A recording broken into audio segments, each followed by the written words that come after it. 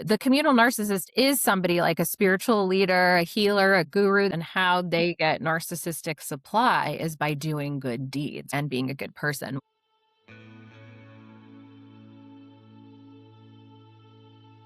Welcome to Healing After Harm, a place for nuanced conversations about pathways forward for individuals and communities after experiencing harm in a learning or healing environment. We'll be covering topics like accountability, repair, how to rebuild your life, responding to allegations, finding your voice, and more. Now, these conversations go to real places, covering topics like sexual abuse, psychological abuse, emotional abuse, financial abuse, amongst others. Please take care of yourself, taking pauses or stopping as needed. I'm your host, Heena. Let's dive in. Welcome to another episode of Healing After Harm. I am very excited for our guest today, Lena Derhally. She is a licensed psychotherapist as well as author, and she does some pretty amazing work around speaking about narcissistic behaviors, narcissism, bystander effect, and more, which are topics that are so relevant to abuse happening in learning and healing environments, as often the perpetrator is someone who exhibits narcissistic tendencies and behaviors. Lena, welcome to the show. Thank you so much for being here. Thank you so much for having me. This is a very important conversation. Indeed. So I'd love to begin by just understanding a little bit of your background and what led you to really focusing on narcissism in your work. Yes, great question, because I feel like those of us who are interested in narcissism and understanding narcissistic abuse and preventing it, right, which is the ultimate goal, I think, is that we all start somewhere in our journey with an experience with a narcissist, or a narcissistic person or toxic, an abuser, however you want to label it. But mine, was a relationship in my, early to mid 20s. It was the first relationship I had had that was highly abusive, and emotionally, verbally. There were times where it looked like it could start becoming physical. And luckily, I was able to get out before that happened. But once I was out of it, which, I say that sometimes we don't know the extent of the harm and the abuse until we've left, or we have some kind of space, right, to recognize in hindsight, like, this is really, really wrong.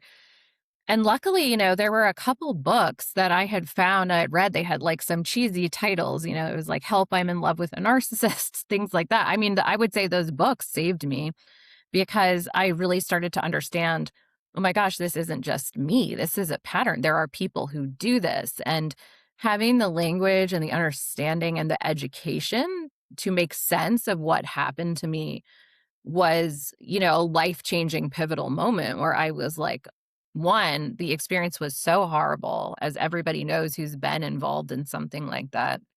It's so destabilizing. It's so mentally and emotionally incapacitating. It ruins your life, essentially. You're a shell of yourself, right? And because it was such a horrific experience, I was like, I never want this to happen to me again. And I really want to make sure this doesn't happen to me again. But not only that, I want to make sure that this doesn't happen to other people. So I'm going to make it my mission in life to help people, recognize the signs, do what they can, and just spread the word, right? And help other people, either, leave their abusers, and also, like, ultimately hold them accountable, because we're not going to stop the cycle of abuse until people are held accountable for it. Mm. So I literally got chills when you shared that this has become your mission. Um, and it's so important. I feel so resonant with your story. Like, there's so much resonance there. I remember that when I was still with my former teacher, who's someone that I say exhibits narcissistic tendencies. I don't know if there's an official diagnosis and whatnot. And so I don't want to label him, but there's definitely behaviors that are what I would fall under the category of narcissism. I had read a book that really was speaking to narcissism and borderline personality, and it was walking through scenarios of how people will behave and react, and introduced me to the idea of the drama triangle. And it was like, oh my gosh, here is languaging around what I'm experiencing. It helped me feel less crazy, right? Because here I was in this dynamic where I'm being told that I just don't know how to show up as the woman in it was a heterosexual Mhm. relationship, right? That I don't know how to show up and be a good partner, etc. And I got a different version of reality in reading these books. My reality was no longer wholly being shaped or informed by what he was telling me. I was actually being connected to real reality versus this imposed sense of reality that I was receiving from him. And it really was a big part of my journey to ultimately leave, right? Because I started to understand the larger dynamics that were at play. Um, yeah, so that it was really helpful. And I also really, what you were just sharing of being a shell of a person when you leave, Mhm. that really touches me because I I went through something very similar, right? And it was a process of figuring out who I am again. And it's I think there's people who don't understand what it means to be in this sort of abusive dynamic, that there were people who are just like, move on with your life. And it's not so simple. So the fact that you're really around helping people identify the patterns, helping them leave, and also going, how do we identify them so we don't even fall into this dynamic? All of that really touches me and really feels Yeah. resonant. Yeah, thank you for saying that. And I think, I still feel like I don't have the words to fully describe what happens to you when you're in a relationship like that and the aftermath of it, right? Like I said, a shell of yourself. I feel like that's still not even doing it justice. It still feels like a minimization, right, of what happens to you. And I think that also a lot of people who are survivors of any type of relational abuse have CPTSD, complex post-traumatic stress disorder, and so that's like a whole other thing that can be a lifelong healing journey because of how abuse and, people a lot of experts will say emotional abuse can often sometimes be worse than physical abuse, and people will testify to that as well who have been through all of it. There is just something so insidious about repeated long-term exposure to emotional abuse because your constant reality is gaslighting, right? Like you're in everything. It's just that's it. All it is gaslighting. And so your whole world, your sanity, everything is questioned. You don't know who you are anymore. You don't know what's true anymore. And so this is really, really difficult stuff to overcome. And I do believe that the vast majority of people have had an experience by the time they get to adulthood, have had an experience with someone like this who's doing it to them, whether it's a family member or a coworker or a friend or a romantic partner or a sibling. There's just the more people I talk to, the more I realize that this is actually a very prevalent thing to varying degrees. And also, I just wanted to touch upon what you said about, we can't always put labels on people and we can't diagnose people necessarily, but I think it's important to understand that these abusive behaviors and patterns all exist on a spectrum, right? And what's more important than actually labeling or diagnosing someone is recognizing that these behaviors are, in fact, abusive behaviors, right? So we can talk about that and we can give language to that also without having to figure out whether someone's a narcissist or a borderline or a psychopath or a sociopath, because I think sometimes we get caught up in those labels. And the more important thing is focusing more on like what happened, the behaviors, the patterns, and that somebody could have these traits and that's what matters is that they have these traits and that it's not okay. Thank you so much for saying that, because I think in the culture of social media experts, right? And the larger awareness, which is great around terms like gaslighting and narcissist and borderline personality, etc. I also see those words being thrown around for everything and anything. So I really do appreciate you speaking about, one, they exist on a spectrum, and two, let's identify the behaviors and the traits instead of getting so focused on labeling someone and understanding the impact of the behavior. Yeah.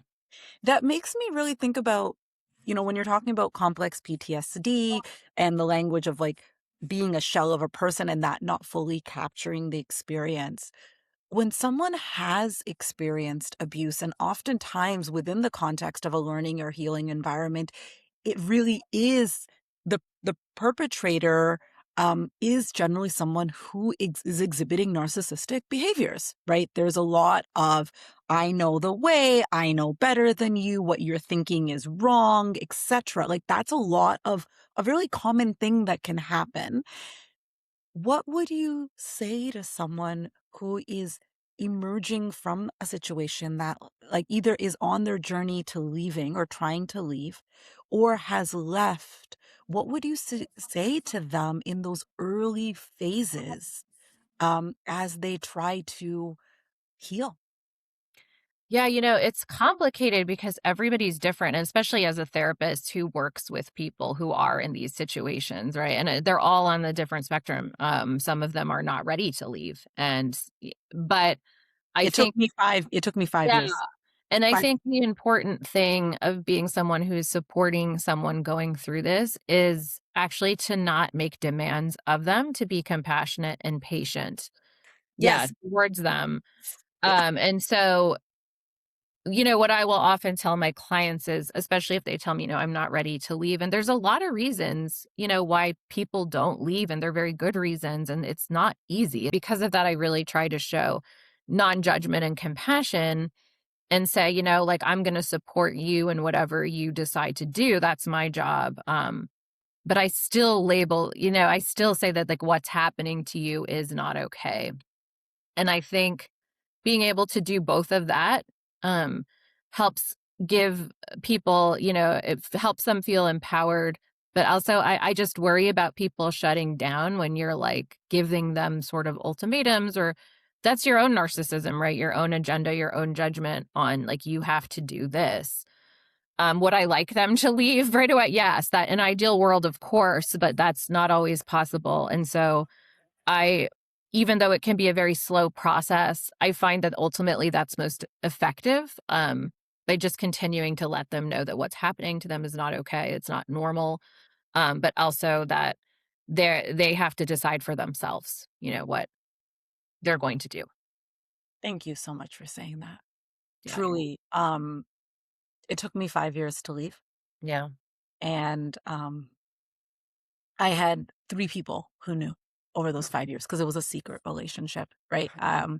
And the most I had my therapist, and my therapist at that point was a talk therapist, and it was super helpful because I was in a secret relationship, so here's one place that I could actually share, right?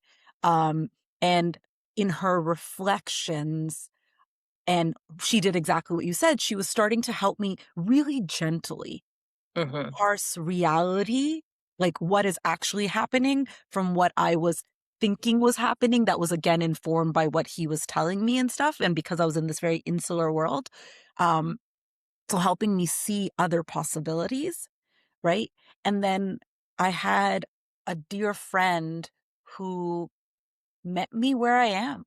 She just kept reminding me of how amazing I am and Mhm. how what she would love for me and would meet me where I was. She wasn't giving me ultimatums. Like the number of times I tried to break up with my Mhm. teacher, right?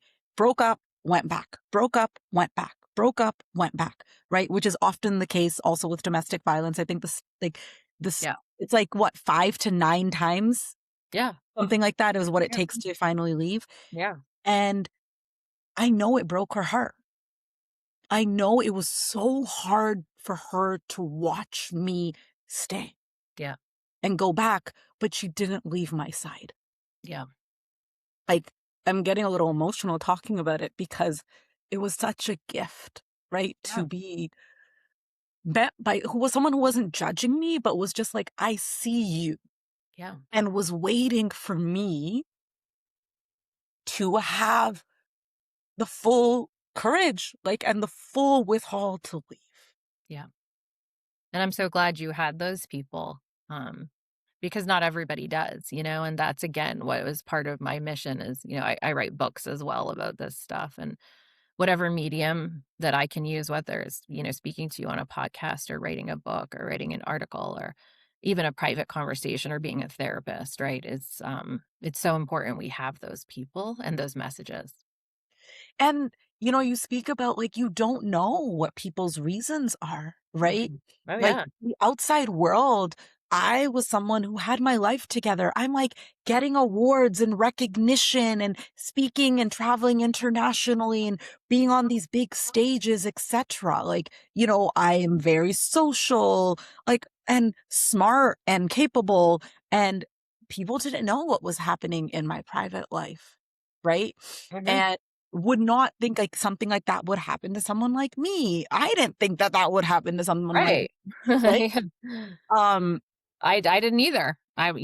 Same thing. right. I was always super confident and extroverted and like, they always say, "Oh, it's you have low self-esteem." I never had low self-esteem. And so there's just so much here, right? That there's just so many different situations and we often never know what's going on behind closed doors.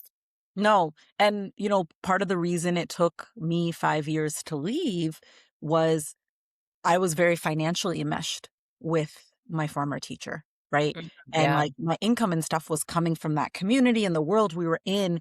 And I felt like I needed to figure out how I was gonna make money and leave on my own term, like, be able to support myself. Mhm. And one of the things that I really had to grieve after I left and when I finally told my parents and my siblings, and I told my siblings first before I told my parents, is that my brother had told me, he's like, if you had given me one even hint, I would have told you, come home. Like, Mm. I would have written you a check, like, you would like, money would not have been the thing, Yeah. you know? But for me, that story that I had was I got myself into this, I need to get myself out of this. There was, like, layers of, like, shame or, like, the feeling like I didn't have support because I had been systematically separated from my supports, Mhm. right? So feeling like I had to do it on my own. So part of the reason it took so long Right. was it took that time for me to build enough resource in a variety of different ways, not just like the courage and the emotional support that came from my therapist and my friend, etc., but also the financial resources, the practical of like, where will I go? What will I do? Like all of these things. I had to put that stuff, I felt like I had to figure it all out and put that stuff into play. And I couldn't leave until that was like, I wasn't able to leave until those things were sorted out. Yeah, and that's the case for a lot of people, and threat of retaliation is another thing, right? Oftentimes, the abusers are also very good at turning communities against the person being abused and making them look like the crazy one, right? So there's just so many things going on livelihood, financials, like threats of retaliation, threat of losing community. Also, as you said, the playbook of the abuser is isolating you from your support system so you don't recognize that anything is going wrong, right? Yeah, exactly. I'd love for you to speak a little bit more if there's anything you want to add around, you shared about you as a therapist, how you support someone who might be in a circumstance like this in the process of leaving or after they're leaving. What about friends? Because oftentimes, like, when I told people afterwards, right? Because I went through a process of gently telling more and more people across the board, people had thought something was wrong. Mm, Like, especially people who knew me and the teacher, they definitely felt something was off. yeah. Others thought that I was hiding something, but they didn't quite know what. Um, but especially the people who are like, something doesn't feel quite right, but we don't know how to bring it up to her. Or I had people who were like, I tried to bring it up and you just shut me down. Um, so do you have suggestions, ideas on what someone who is close to someone who might be experiencing this kind of abuse because like maybe they're in like a workshop setting or like they have a teacher or they're like, they're starting to get like into like a religious or spiritual community, like, and really changing in ways that gets people concerned. What can someone do? Yeah, and it's gonna sound repetitive, but I think the no judgment thing and being kind of patient and not prescriptive and, like, telling people what to do, because sometimes that makes people go the other way, and that's kind of what I'm really concerned about is admonishing people or, saying, like, they're putting some judgment behind it. There has to be this art of, like, and it depends how close the friend is and what type of, like, I had a friend who, nobody in our friend group speaks to. I know that this person has left their abuser, and we all knew that there was something going on, but she was very quiet, and her life and her childhood trauma, like, revolved very much around shame, Oh. and so that shame prevented her from telling anybody, but we all knew that this guy was, from the beginning, the behaviors he exhibited even publicly were just really, like, things that everybody kind of noticed, but we all knew that we couldn't say anything because she would shut down more, and eventually she did, and it was like even our attempts to call and to try to connect were, and we didn't say that much, so, sometimes there's these situations where people just also have to realize that you can't help everybody and that you can try, but I think, if you notice something with a friend and you think something's off, maybe inviting them one-on-one to coffee Mhm. and not, firing up those questions or asking things that are too intrusive, but maybe just open-ended, like, "How are you? How are things going? Like, tell me a little bit more about this workshop you just joined," and kinda let them open up on their own, and then I think once they start telling you or sharing, again, like what you said, what your friend did, I think is, like, the perfect example of just sort of like, "I support you, I love you, I envision, like, this life for you that you deserve better, but, like, you also, I'm not going to walk away from you if you stay." Yeah. Yeah. And I also love what you're saying with just like go to coffee and don't go like straight to like, Yeah, tell me about this person and how's yeah, this? But yeah. what if you just keep it more general Yeah, and it's more of even if they're not ready to open up, are right, you staying in touch with them? Right. right, So that when they are ready, they know that you were there. Right.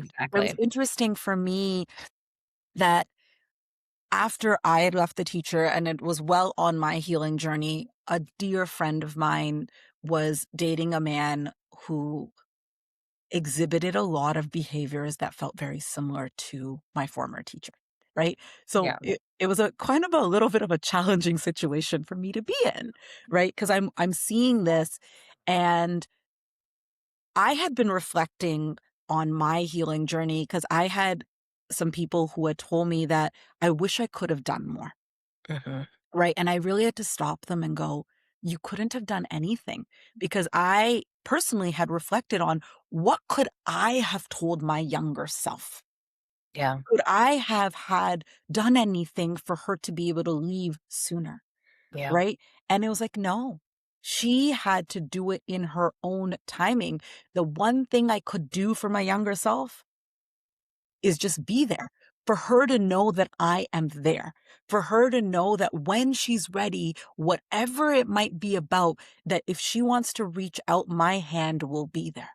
yeah, I will be there. And I really had to practice that yeah, with this friend of mine because I was watching her in this relationship that it was hard to watch her. And it was one of those moments where I was like, really had to practice what I preach of like, wow, this is my stuff that I do not like that this is happening. I'm angry, etc. And I was like, Heena, that's your own work that you got to do over there. And then when you show up for her, you're just meeting her where she is at. Right? right, yeah, Separate your own like frustration, like being heartbroken. Don't bring that into the conversation because then you're going to be acting from a place of it being about you, right? Because I'm heartbroken, so now I want her to change the situation so I'm not heartbroken, Right. versus meeting her where she is at. Right. And I think that's just the general advice of how to be a good friend and to support, right? In general, no matter what someone's going through in a hard time, is just that like I'm here for you and extending yourself. A lot of people say they don't like when they're going through a hard time and someone's like, let me know what you need, because sometimes the person doesn't know, but just like you offering, right, different things, whether it's like, hey, can we go out for a walk? Um, can I send you a meal today? Like it seems like you've been really stressed and you're having trouble feeding yourself. There's just these different offerings that we can do that let people know that we are here and that we are here when you need us. And I think that's the most powerful thing you can give to any other person when they're going through a hard time, is just that support and presence, and the gift of like, you don't, whenever you need me, I'll be here, and that person knows that they can reach out to you is huge. Right. And it's not, and not what I'm hearing, what you're saying is don't just make it words, right? You can show it in action, in more Yeah, it's concrete yes. actions, Yeah, right? and like, and offerings, right? Like, not just like, "Oh, I'm here if you need me," and then disappearing, which does happen a lot, right? "Let me know what you need," and the person is often so overwhelmed that they don't know what they need, and this is what I hear a lot from people who are grieving, who are going through, like, leaving abusive relationships, all of this, right? "I don't know what I need, it's just too much," and so it's like, "Well, would this be helpful?" Yeah. And then the person can say yes or no, but, I think that that's important, is just keeping up with that.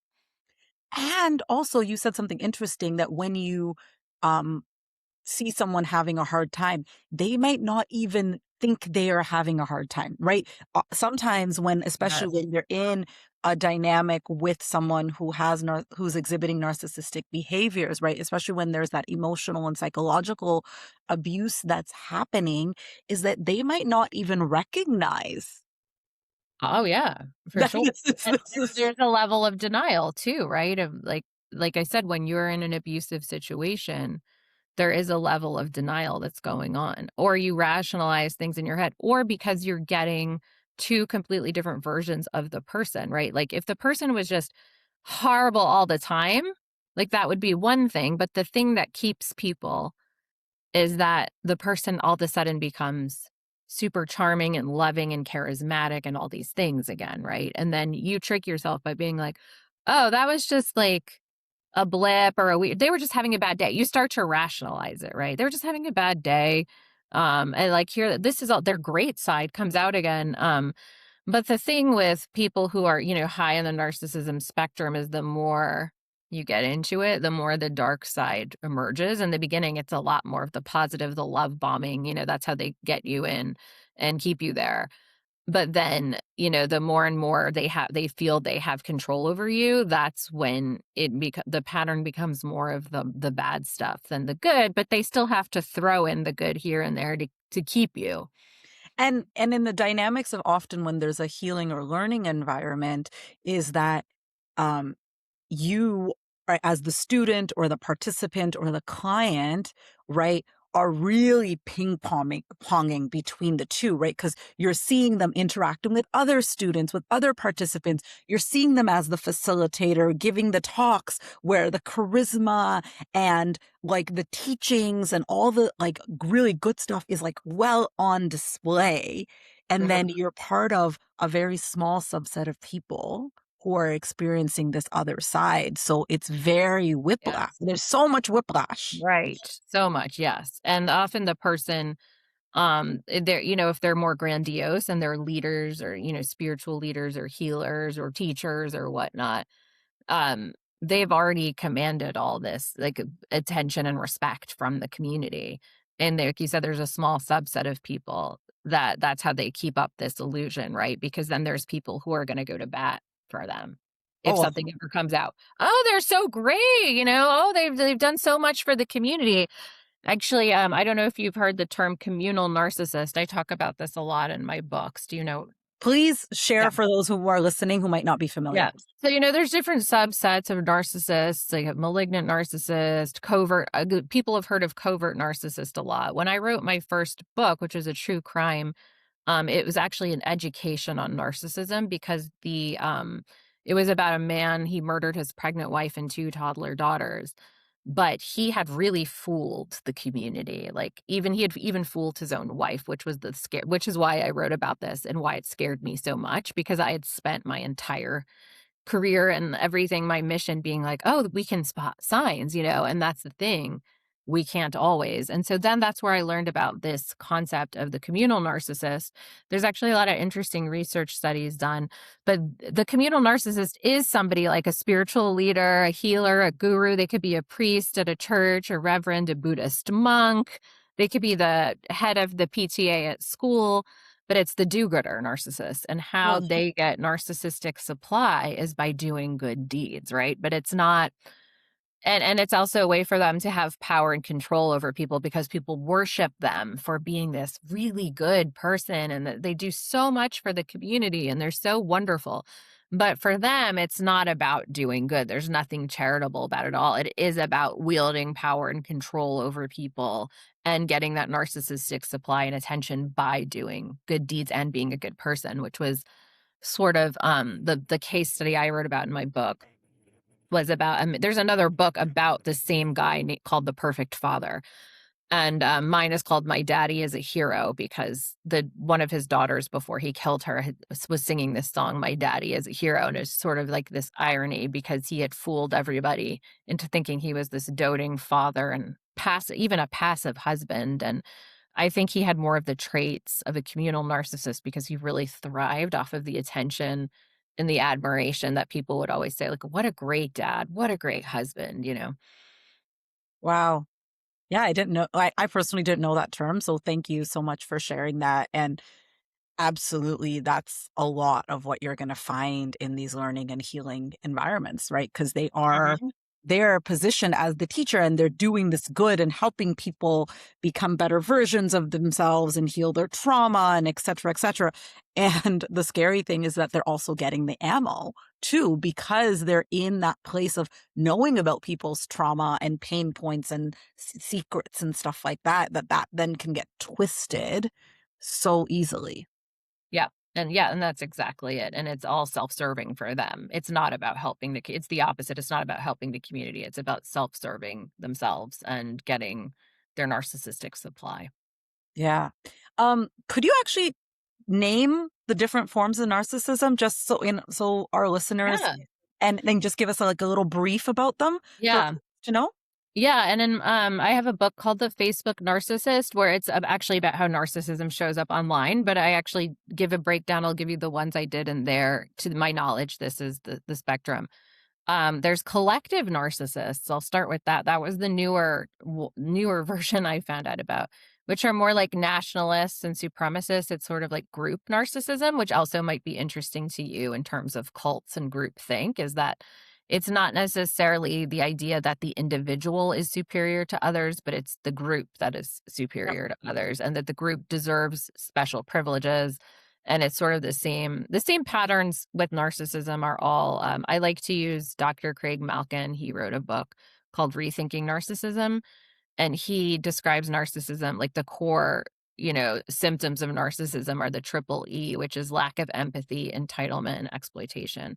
So all the narcissism versions that I talk about all have that, right? So the collective narcissism is like no empathy towards the other groups, exploitation of other groups, entitlement, again, thinking we deserve special privileges. And you find this a lot in politics, nationalist countries, nationalist groups, anything where there is a sense of superiority in the group over other people. Uh-huh. We have malignant narcissism, which is, usually thought to be more of like a psychopathy and narcissism kind of combined. It's kind of the more sadistic, dark version where there's that could, border on, like I said, psychopathy, like no empathy whatsoever, maybe some more criminal behavior. You could even find those people, though, sort of in more white collar crime, like a Bernie Madoff, a corrupt leader of a country, things like that, where they have Machiavellianism traits, like, again, just very manipulative, zero empathy, very self-serving, and again, all those other things, entitlement. But there's a lot of grandiosity there. Mhm. So then we'll move to the covert narcissist, which is the opposite of grandiose, which gets people. So a lot of people who know, the basics of narcissism think it's just somebody who's very pompous and arrogant and loud, which can be part of it. But a covert narcissist, those things that they think about themselves in terms of being special and better than other people and entitled to attention and is more internal. So internally, they believe that one, that they deserve special treatment, but two, they're very angry that people haven't recognized that in them. So they may not have these grandiose, charismatic personalities, but they may still desire what the grandiose narcissist wants, and they still have those traits of like very low empathy. So those might be just your garden variety abusers in the community, where it's like you may not be able to spot them Mm. like you would, again, like a super loud, arrogant, pompous person, right? It's like this person may seem just like an average person in the community.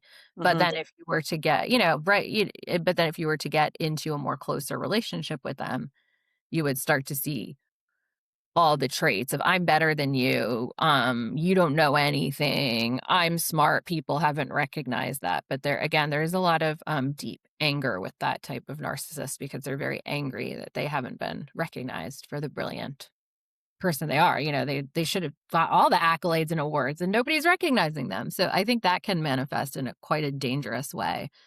And then the communal narcissist, which we already talked about. So those are sort of the main types that I've studied. Thank you for sharing that so clearly for our listeners to understand the different forms. Because I think that when for a lot of people, there can just be this like narcissism is this. Yeah. And so I really appreciate you going, no, it takes on a lot of these different forms. Yeah. And it's interesting. The first one, collective Collective. collective, right? I was like, similar but different. Yeah. With the group identity, it makes me think a lot about the role that often that can happen in learning or healing environments where there's others that are helping to uphold staying, Oh, yeah. In the you group know? environments, Yes. 100%. Yeah. Yeah. And so it also makes me think about when the person who's directly experienced abuse, when Mhm. they leave, right? I personally believe it is not their responsibility to do anything besides focus on themselves and rebuild themselves in the ways that feel right for them. Like I don't think they have a responsibility to the community they were part of, to the person who would cause the harm. Like you do what you need to do, right? Right. And at the same time, you had shared very early on that part of your mission is accountability, right? And Mhm. for those who are perpetuating this harm. So I would love for you to speak about what you think the larger community role is or isn't when you have someone who's causing abuse, um, and what can be done. Yeah. I mean, I firmly believe that witnesses to the abuse or people who know what's going on have a responsibility to the person who's been abused and the community to speak out against it in some way or to do something. And I know that it's not easy all the time because again, there's a fear of retaliation, and it depends on, so I can't put a blanket sort of advice on it because sometimes the threat of retaliation could be, I did a piece once. I used to freelance, parenting, and I did an article on child sexual abuse, and oftentimes um an abuser will say to a child like, I'm going to harm your parents if you tell anyone. And so um I think, taking that to these communities is like sometimes the threat could be like harming people you love, and so then it's harder to speak out as a witness, right, when you're also being threatened and retaliation. So I also want to I also want to be sensitive to the fact that it's not always easy. In fact, a lot of the times it's not to be a whistleblower because oftentimes in a community, it does fall on one person who's a whistleblower. It's not all these people rising up together. Ideally, would I love to see that? Yes. Well, Um, so I'm gonna push back a little bit on yeah, that, or yeah, just ask a little bit more around that. yeah, Is that when you're talking about community and who's witnessing, I think there is a spectrum of abuse that people might be experiencing, right? So I think about, for example, when you're in um, a community with like a teacher, yeah, right? There might be someone who is experiencing like the more intense psychological abuse, maybe sexually involved with the teacher, etc. But then there's others who are being financially manipulated and are getting levels of emotional and psychological abuse, yeah. but maybe because the teacher is heterosexual and they're of the same sex, they're not um, they haven't been coerced into the sexual abuse, Right. Yeah. right? So they may be witnessing what is happening to the person who is experiencing sort of like the sexual abuse and the financial and the psychological, but they might only be experiencing the financial and the emotional. So Right. that place of, yes, they are a witness, but they are also in their own process around all of Right. this. Right. Yeah. And that's, I want to, sorry if I didn't make that clear. That's also my sensitivity to those people as well. Right. That like, it's not that easy when you're being abused or you're part of that abusive dynamic or there's consequences to you as well when nobody else is willing to stand up with you against the person, right? So I want to be sensitive to that. I don't want to be like that everybody should just always speak out and, like yeah, that's what I I want to be appreciate I clear. appreciate that, and I just wanted to name that, I guess, is that Yeah, when yeah. right now, when you were speaking to the person bearing witness, it sounds like you're speaking to someone maybe who's more on the outskirts Yes. and And not that has not privilege. experiencing is Yes. not experiencing any Yes. It form of has abuse. privilege. Yes. Okay, thank you. And so Yeah, this I've had to be that person many times, right? Where it's like I have privilege in this situation. Like there's, and so that's when I'm a person I see something wrong, Mhm, even if it doesn't impact me, I usually will stand up and do something about it. But the acknowledging that like I have privilege in those situations, right? So I'm saying like people like me in those situations as outsiders who's witnessed abuse, mhm, like, it's our responsibility to speak up for it. Like, I've witnessed abuse many times, and oftentimes I'm the only one who's defended the person or spoken out or tried to hold the abuser accountable within the community. And that's been a really tough position for me to be in to feel like, which is why I speak about bystanders, to feel like I'm the only one who seems to care about this stuff. Whereas, like, right. it's mostly like the other people who aren't involved or have this mentality of like, I don't want to get involved, kind of like Mhm, and that's what I'm speaking about, like, those people who are like, "I don't wanna get involved just because, like, I don't wanna feel uncomfortable," or, um, I do think there's a moral obligation in a lot of situations when we have privilege, um, and we see something wrong, that we don't just sit by, especially when it comes to watching people being abused, even if, I've witnessed adults screaming at children and public children that I know, and I've had to intervene. So it's things like that where it's like there may be retaliation against me, but I'm willing to take that risk because I think it's really important in society that we're protecting vulnerable people. beautiful. Yeah, thank you for that. It also makes me think about how thinking about people's agendas, or Mhm. I really love that you are holding such a space for multiplicity and the spectrum of ways that someone can say or do something. Because one of the things that it makes me think about is that not everyone's interventions are going to be visible. Right. Like, I know people who have been in communities where abuse is happening, and instead of leaving, they've kind of kept a foot slightly in the door. right? They're not Mhm. fully involved, but they're Mhm. around enough that when they see the signs of something potentially happening, they go intervene, like they go have one-on-one conversations with maybe a parent or like a close person to someone who's starting to be groomed, right? Or just go like, and we'll find ways to pull them out, Yeah. right? Because Yeah, yeah, they've been around enough to yeah, notice the signs. yeah. And so they're not doing that to be a fucking hero. No, no, and even being an anonymous reporter, right? Like, I do that a lot where, like, I'll see something wrong and I'll email someone and say, "Hey, this happened. I think it needs to be addressed." And then the person who's responsible for addressing it will. And nobody ever has to know that I sent the email that reported something, right? So I think there is, like you said, it doesn't always have to be this like loud and visible thing.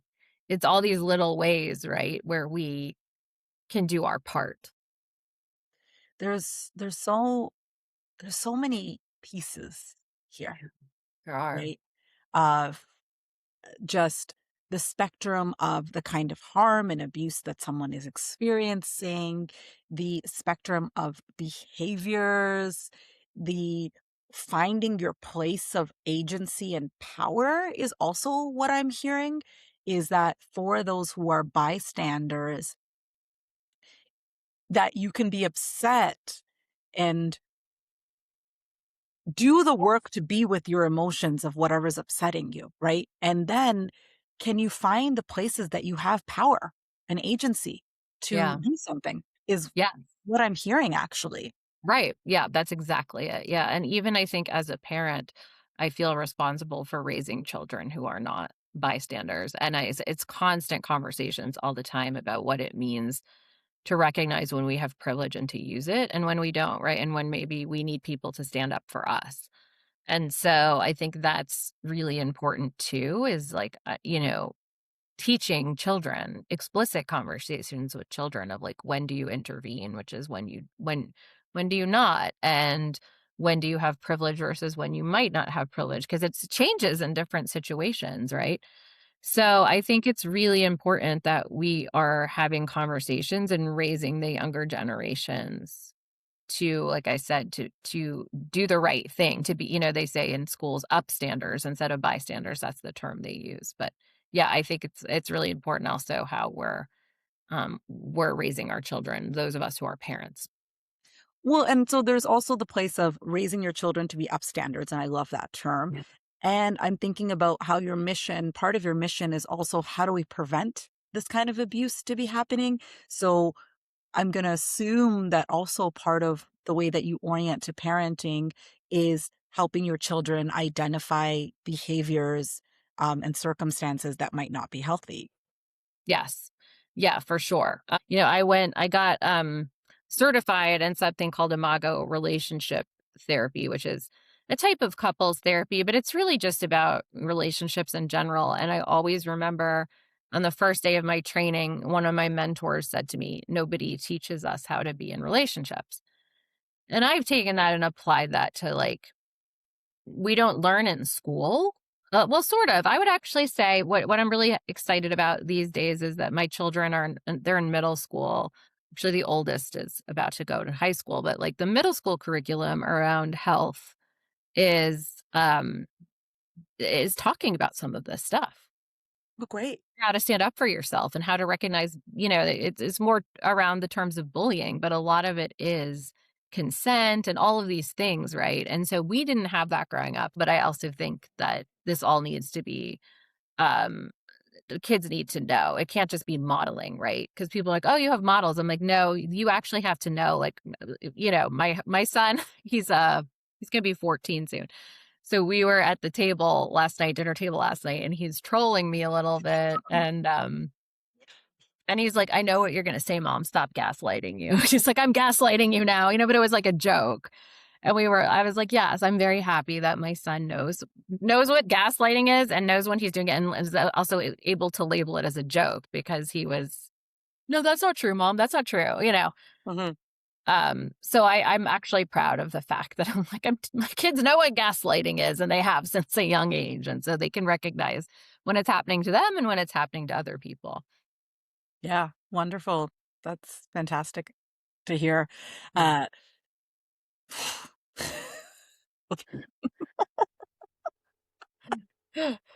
I'm good. This is good. I'm laughing because I'm like, oh, this has been an intense conversation. Yeah, I know, it's really intense topics, you know? It's like, ooh. It's sad. I mean, like, I say this all the time, I'm sad that we even have to have these conversations. I'm sad that I even have to teach my children what gaslighting is. Like, in an ideal world, we wouldn't, but it's necessary. Totally. Totally.